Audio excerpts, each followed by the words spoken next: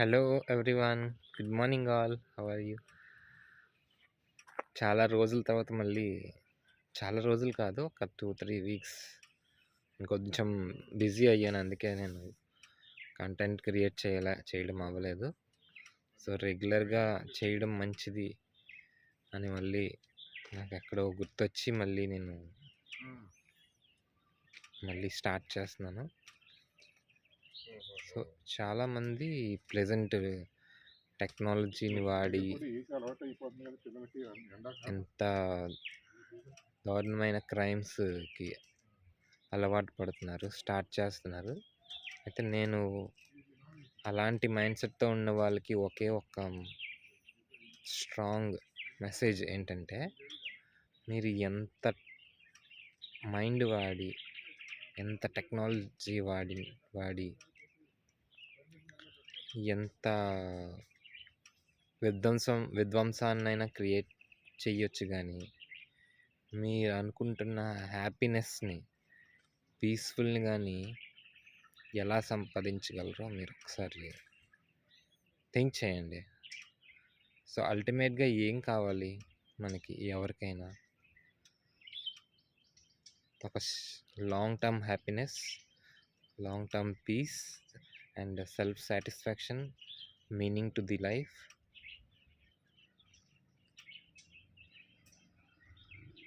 ఇవన్నీ అవసరం లేదనుకుంటే మీరు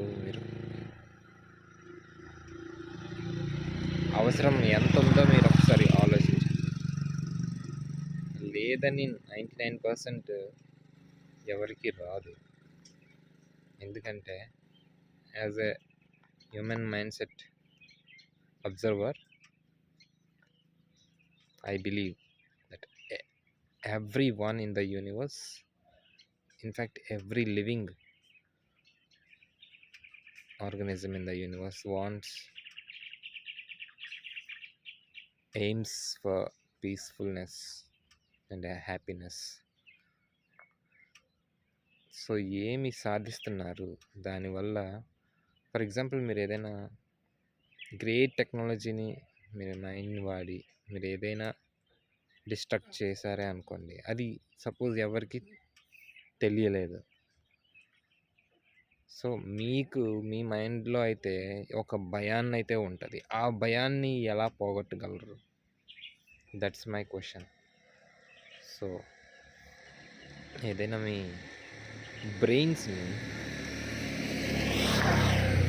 అలాంటి వాటిని అంతం చేయడానికి యూజ్ చేస్తే సో మీరు భయపడక్కర్లేదు అని నా ఒపీనియన్.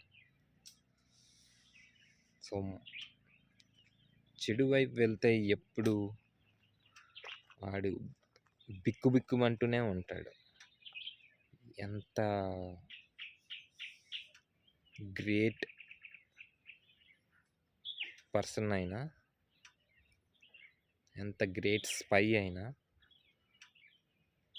సో వాళ్ళలో ఒక భయాన్ని ఉంటుంది చూడండి. దాన్ని ఎవ్వరు ఆపగలరు. దాన్ని ఆపగలిగే వే ఏంటంటే, మీరు మంచి కోసం మీ బ్రెయిన్ వాడండి. చెడు కోసం వాడుతున్న దమ్ముంటే, చెడు కోసం ఎవరైతే వాడుతున్నారో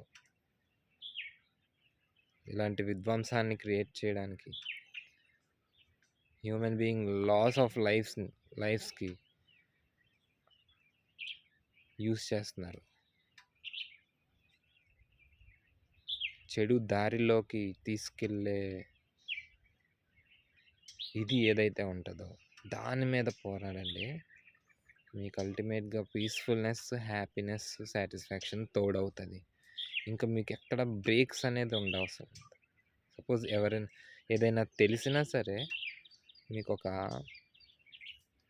ఎవరైనా సొసైటీ, గవర్నమెంట్ క్వశ్చన్ చేస్తే దానికి మీ దగ్గర స్ట్రాంగ్ ఆన్సర్ ఉంటుంది అన్నమాట. అదే చెడు దారిలో అధర్మం వైపు వెళ్ళి సొసైటీకి దొరికారనుకోండి, ఒకసారి ఊహించండి, రివీల్ అయినా సరే ఓకే